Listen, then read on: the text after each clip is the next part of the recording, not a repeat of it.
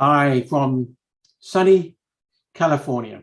It's a beautiful day here. I hope you're having a good day as well. For the most part, there are some functions that I could say are governance that operate within management, like the legal function, maybe the executive committee, the top executive team.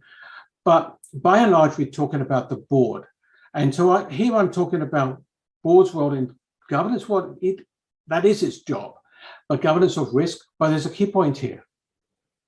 They need to find a sound balance between risk taking, which is necessary for success, and the way in which they talk about risk management, which is making sure you're not taking the wrong risks, both the good and the bad, that you're able to achieve success.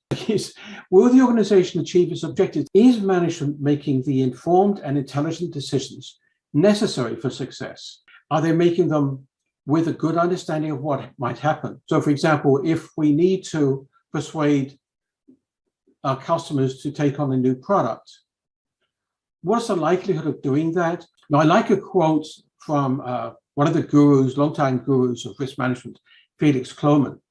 And he said, risk management helps you pierce the fog of uncertainty. It helps you to find a way to see a little bit better into what might happen in the path ahead. So do you have some way of dealing with these, whether it be crisis communications and being able to pull the necessary resources and people in to address a situation? Are you prepared for these unforeseen events and situations? So what's the likelihood of achieving them? Do you have enough information to be able to project with reasonable clarity whether you're going to achieve, whether the organization is going to achieve those enterprise objectives? So do you believe risk management is effective? And I'm not talking about just your function. And then finally, you're the expert on this with obviously the collaboration of legal team.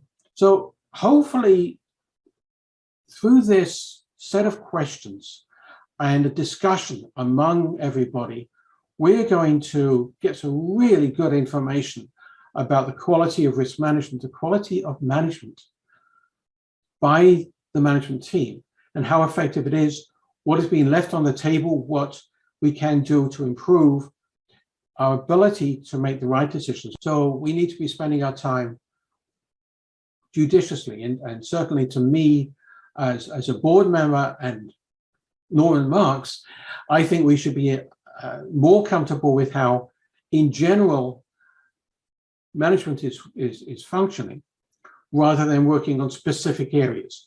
If we focus on specific areas and spend all of our time talking about cyber and reputational risk and third-party risk, trade compliance, then we're not talking about how management generally runs the business and whether they are making informed and intelligent decisions every day. Why do you have a risk committee that talks about the things that could go wrong and is separate from discussion about strategy? It's separate from any discussion about achieving success, performance. But the broader discussion of strategy cannot be separate from risk. How we are addressing risk and how it would affect the likelihood of achieving objectives positively or negatively really has to be done by the full board, not by the audit committee, not by the risk committee. I mean, maybe the audit committee can have a look at some process, but the actual achievement of objectives and likelihood of achieving objectives, the extent of achieving objectives, has to consider risk. We shouldn't be pushing boards to have a risk committee. In other words, it's not something they want to do or need to do, is something they have to do to comply. The board, the governance function, is responsible for ensuring that they have an effective management team in place. And I love this expression, nose is in, fingers out, which means that the board needs to have a good understanding, be comfortable with how well the management is doing it, but not try and manage it themselves. The link is here.